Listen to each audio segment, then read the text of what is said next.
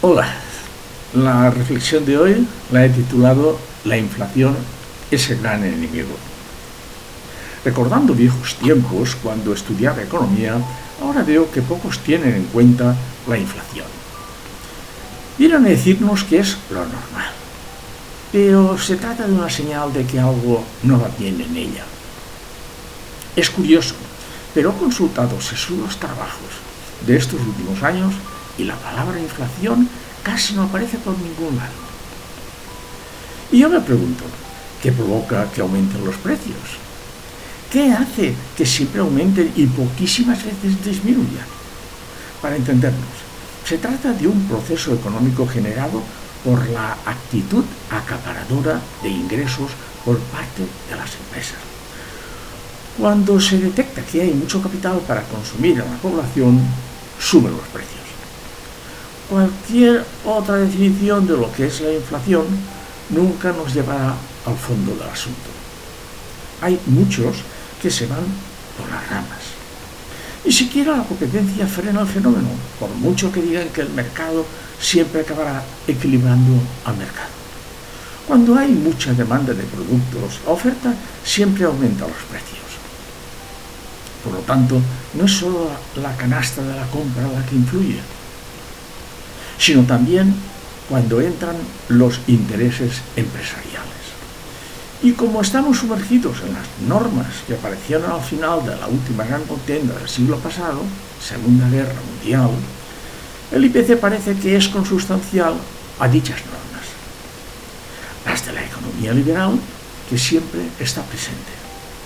La inflación sigue el camino de nunca acabar y siempre se convierte en una espiral interminable.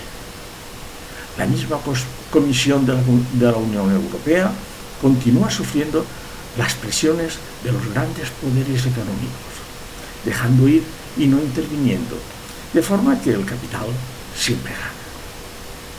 La solución a la inflación no es bajar los salarios a los trabajadores ni congelar las pensiones.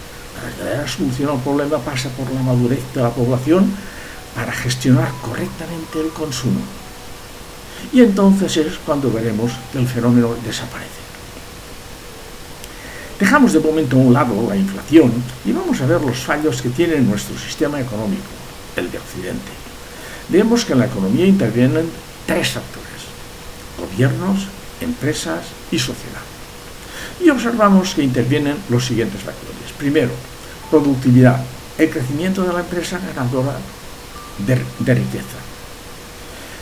2. Sistema financiero, solvencia de la banca. 3. Políticas, gestión de los gobiernos, política fiscal, diferencia entre pobres y ricos. 4.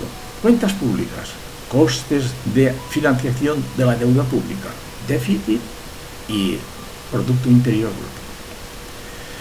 Acompañados de los grupos de presión, lobbies, grandes empresas y otras fuerzas, todo acaba traduciéndose en tipos de interés, evolución del salario, créditos, impuestos, etcétera, etcétera.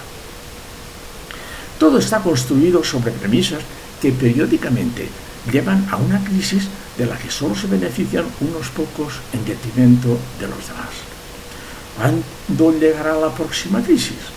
Nadie lo sabe, habrá que esperar, pero llegará. Se trata de un invento que nadie sabe de dónde ha salido. Los intereses tienen mucho poder, pero que como realidad todos la aceptan y nadie la discute. La economía es un sistema complejo que es muy difícil de analizar porque intervienen muchos factores. No obstante, se pueden observar tres ciclos: expansión, decrecimiento y finalmente crisis. Para dar el paso a una nueva realidad distinta de la que estamos, se tienen que dar los siguientes pasos. Primero, ser conscientes los estudiosos y la población. Segundo, los grupos de presión tienen que bajar su influencia. Tercero, la política dejará de ser solo gestionaria. Cuarto, nuevos horizontes tienen que aparecer. Quinto, el altruismo tiene que ir tomando fuerza. Sexto, el consumo dejará de ser un capricho. Y séptimo, tiene que aparecer el verdadero estado de bienestar. Y octavo, seguro que nuevas reglas aparecerán. Que si el viernes negro, que si Navidad, rebajas de invierno, ¿estamos locos? ¿No nos damos cuenta de que hay mucha gente con hambre en el mundo? Con el consumo del capricho nos tienen entretenidos. Eso no debería ser a lo último que una persona puede aspirar. ¿Crees que si está bien, que si estás bien ya lo están todos? ¿No te das cuenta de que los tipos impositivos deberían llevar a una sociedad más igualitaria? ¿No es eso egoísmo? Todo pasa por la exigencia de la ciudadanía. El día que el consumo sea más lógico y necesario y se tenga conciencia de que tal y como está ahora nos va a llevar a un desastre, y todo a cambio de unos pequeños caprichos, pues solo entonces se habrá acabado la dichosa inflación.